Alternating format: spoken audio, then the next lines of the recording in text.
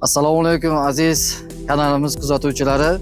Bugungi maskanimiz eng tarixiy o'lkalardan biri hisoblangan Urgut tumanida joylashgan Chor Chinor mahallasi. Aynan bu mahalla 13 asrlik tarixga ega bir ajoyib hudud hisoblanadi. Kanalimizni kuzatib boruvchilardan iltimos qilib qolamiz. Kanalimizga obuna bo'ling, like bosing va o'z fikrlaringizni izohlarda qoldiring. Bu orqali bizning kanalimizni rivojlanishiga ham o'z hissangizni qo'shgan bo'lasiz. Va bugungi sonimizni oxirigacha ko'rishingizni tavsiya beramiz.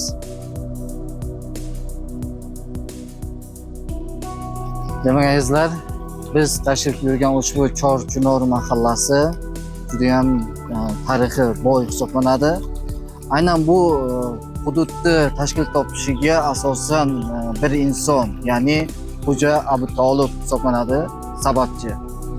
Bu inson Husom ibn Abbos, ya'ni biz hozirgi vaqtda Shohizinda deb ulug'laydigan shaxs bilan birgalikda aynan mana shu Samarqand hududiga keladi. Husom ibn Abbos Samarqandda qolsa, Xo'ja Abu Tolib esa aynan mana shu hududga, ya'ni Urgut tumaniga keladi. Bu hududga kelib, bu yerdagi xalqlarni, insonlarni musulmon qilishga katta sababchi bo'lar ekanlar. U davrgacha bu yerda Zardushtilik, Xristianlik va boshqa dinlar bo'lgan. Va Xo'ja Abu Tolib bu yerga kelganda bu xalqni musulmon qiladi va bu yerda o'zini qo'l mehnati orqali ham hayot kechirar ekanlar. Ya'ni u kishini asosiy qiladigan mehnati, ya'ni qo'l mehnati bu taroq yasash. O'sha davrlarda, ya'ni o'tmishimizda chinor, yong'oq daraxtlaridan taroq yasaganlar. Va bu inson ham mana shu hududda chinor ekib, taroq yasash bilan mehnat qilgan ekanlar. Xo'ja Abu Tolib aynan mana shu yerga 4 dona chinor daraxti ekkan va o'sha daraxtdan mana shu yerda 100 dan ziyod chinorlar hosil bo'ldi. Qarangki, o'sha eng katta chinorlardan birini ko'rishingiz mumkin. Bu yerga 1171 ga kirgan chinor daraxti ham bor. Qarangki, shunchalik yoshi ulug' chinor daraxti. Va mana shu yerdagi eng katta chinor daraxtlaridan biri hisoblangan ushbu chinor daraxtining tagida bir xonacha bor. O'z davrida, ya'ni 200-250 yil avvallari bu yerda shunday holat bo'lgan ekanki, bu yerda madrasa usti oshi holatda bo'lganda yomg'ir, qor suvlari o'tgan va o'sha vaqtda majbur bo'lganiki, aynan mana shu daraxt tagiga tushib dars qilishga talab edimlar. O'shani kelib ko'rishingiz mumkin.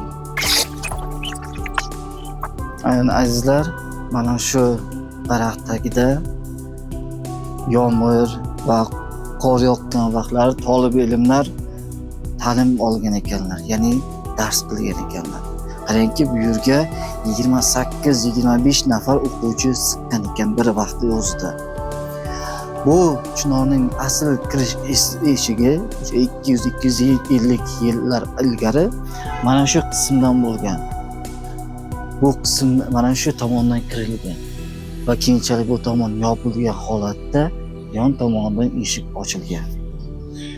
Xo'ja Abu Tolib 866-yil bu yorug' dunyoni tark etadilar va vasiyatlarga binoan aynan mana shu hududga dafn etiladi. Hozirda u kishining qabri qayta ta'mirlash ishlari amalga oshirilyapti. Qabri ustida aynan mana shu bino maqbarani tagida u kishining qabrlari joylashgan.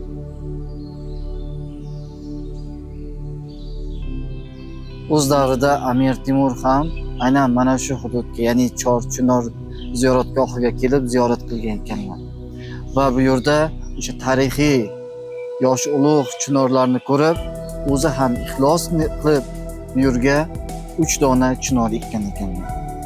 Va qarangki, chinorlar hammasi birgalashib bu yerda katta bir majmuada 100 dan ziyod chinorlarni hosil qilgan. Va aynan bu yerda bir tarixiy masjid ham bor. Bu masjid 19-20 asrlarga borib taqaladi. Aynan o'sha davrlarda qurilgan masjid. Hozirda ham bu yerda ish faoliyati amalga oshirilmoqda. Ya'ni xalqimiz kelib bu yerda namoz vaqtlari namoz o'qishadi. Ushbu ko'rib turgan masjidingiz 19-20 asrlarda qurilgan masjid.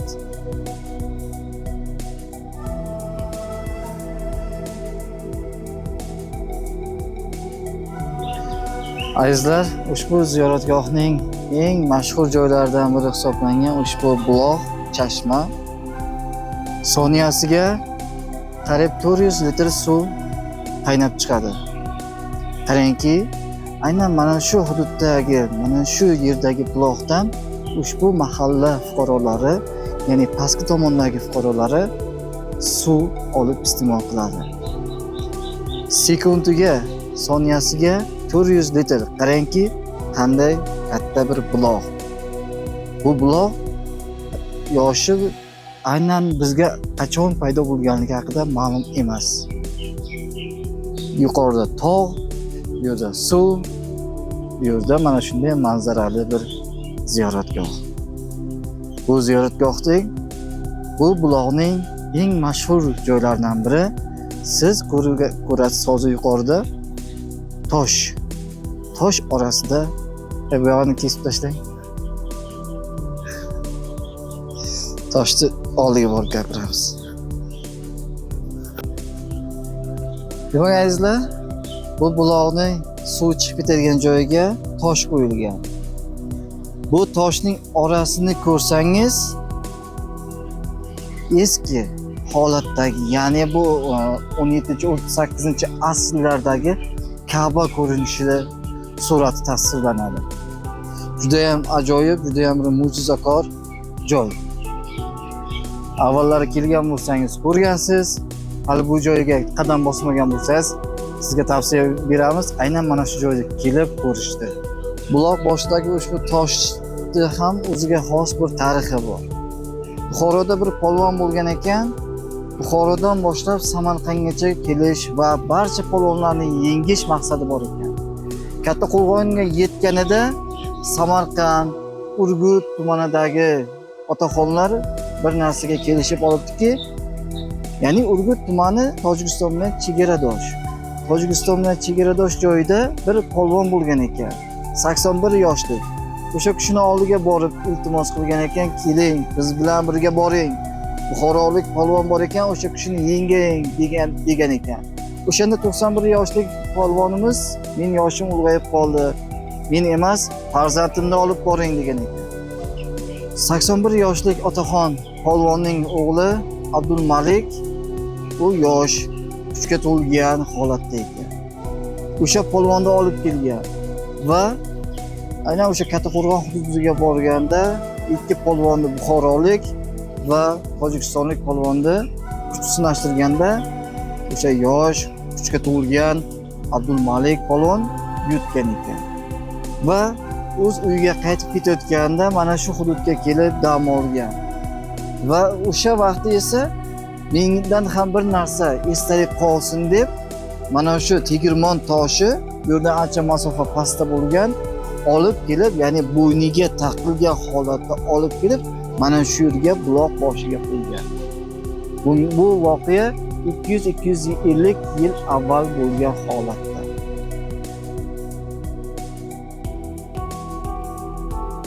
Demak azizlar, Chorchinor mahallasi 12 asrlik boy tarixga ega.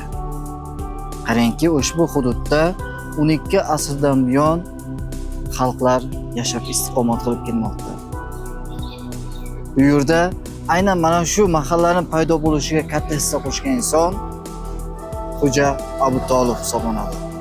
Uni inson yuqorida aytib o'tganimizdek bu yerga dafn etiladi va ko'plab insonlar u kishini ustoz deb biladilar, pir deb biladilar va aynan islom dinini targ'ibot qilganligi uchun bu kishini yonlariga kelib istiqomat qiladilar, yashaydilar. Shu tariqa aynan mana shu yerda katta bir qishloq, Chor-Chinor qishlog'i hosil bo'lar ekanlar. Aynan bu hududlar o'z davrida dam oladigan maskanlarga yoki bo'lmasam harbiy shifoxonalarga aylantirilgan. Lekin qarangki, mustaqillikka erishilgandan so'ng aynan mana shu hudud bir ziyoratgohga, Chor-Chinor ziyoratgohiga qayta tiklandi.